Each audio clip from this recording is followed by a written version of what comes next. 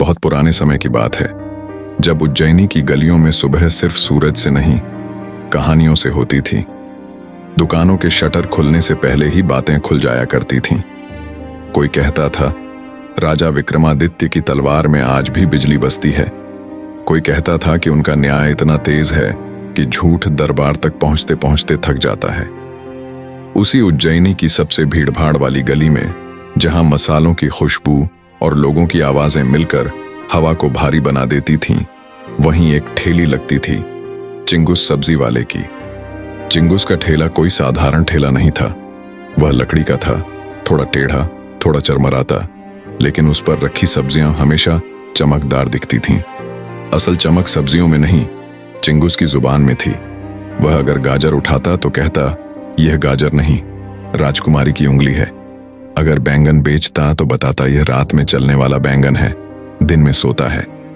लोग जानते थे कि वह झूठ बोलता है, फिर भी रोज आते थे, क्योंकि चिंगुस के झूठ में डर नहीं, मनोरंजन था।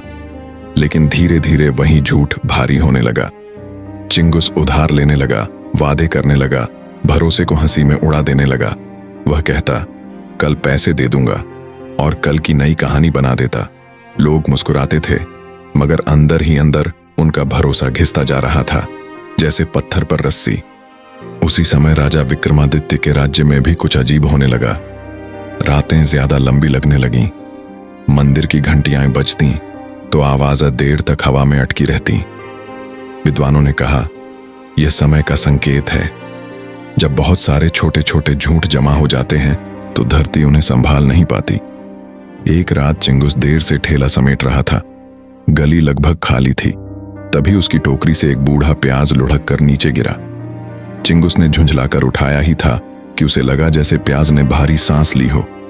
बहुत हल्की, लगभग डराने वाली आवाज आई, इतना बोझ मत डाल, हम सब सह नहीं पाते। चिंगुस हंस दिया। अब सब्जियां भी बोलने लगीं, लेकिन उसकी हंसी अधूरी रह गई। हवा ठंडी हो गई थी और कहीं दूर से जैसे किसी गुफा में पत्थर खिसकने की आवाज आई। उसी रात राजा विक्रमादित्य ने सपना देखा। ये कोई साधारण सपना नहीं था।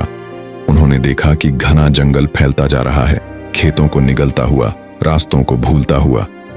जंगल के बीच एक गहरी गुफा थी, इतनी गहरी कि उसमें अंधेरा नहीं, खालीपन था। उस गुफा में पत्थर का सिंहासन था और उस पर बैठी थी गवमौत की रानी। उसका चेहरा धुंधला था, लेकिन उसकी आंखें साफ दिखती थीं, खाली, ठंडी, इंतजार करती हुई। उसने कहा, हर 100 बरस में मैं देखती हूं, और इस बार तराजू झूठ की तरफ झुक रहा है। सुबह होते ही राजा ने दरबार बुलाया। विद्वान आए, सैनिक आए, साधु आए। सबने अपने अपने कारण बताए। किसी ने कहा, ग्रह खराब है। किसी ने कहा, लोग धर्म भूल रहे हैं। राजा सब सुनते रहे, फिर बोले, सच कहीं और छुपा है। उनकी नजर अनायास ही चिंगुस की गली की तरफ चली गई। दोपहर तक चिंगुस को दरबार बुलावा आ गया। वह हंसता हुआ चला, सोच रहा था कोई नई कहानी बनेगी, लेकिन दरबार की शांति देखकर उसकी चाल धीमी पड़ गई। राजा विक्रमादित्य ने उसे देखा और कहा, तू जानता है तुझे क्यों बुलाया गया है? चिंगुस बोला, महाराज, अगर नहीं जानता तो भी कोई कहानी बना लूं। राजा पहली बार मुस्कुराए नहीं। तू इस राज्य का सबसे बड़ा झूठा है, राजा ने कहा, और इसलिए इस यात्रा का सबसे जरूरी हिस्सा भी। चिंगुस का गला सूख गया। राजा ने बताया कि उन्हें उस जंगल तक जाना होगा, जहां रास्ते याद रखते हैं, जहां पेड़ सवाल पूछते हैं, और जहां झूठ का वजन इंसान को जमीन में धंसा देता है। चिंगुस को लगा यह सब मजाक है, लेकिन राजा की आंखों में मजाक नहीं था। यात्रा की तैयारी हुई, सैनिक चुने गए, लेकिन राजा ने कहा, आगे सब नहीं जाएंगे। कुछ रास्ते सिर्फ उन्हीं के लिए खुलते हैं जिनके भीतर गंदगी भी होती है। पहले दिन का सफर आसान था, खेत, गांव, लोग। दूसरे दिन जंगल शुरू हुआ। वहां हवा अलग थी।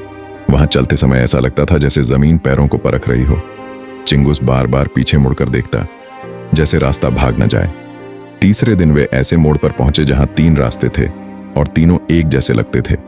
अचानक पेड़ों से आवाज आई, जो अपने बारे में सबसे बड़ा झूठ बोले वह गलत रास्ता चुनेगा। चिंगुस आगे बढ़ा, फिर रुक गया। उसने पहली बार कुछ नहीं कहा। रास्ता खुद ब खुद खुल गया। उसी रात जंगल में आग नहीं जली, लकड़ी गीली नहीं थी, फिर भी नहीं जली। अंधेरे में दूर कहीं से भारी कदमों की आवाज आने लगी, किसी बहुत बड़े जीव की। चिंगुस ने धीरे से पूछा, महाराज, वो क्या है? राजा ने कहा, जो। शाम ढलते ही राजा अकेले अपने घोड़े पर निकले।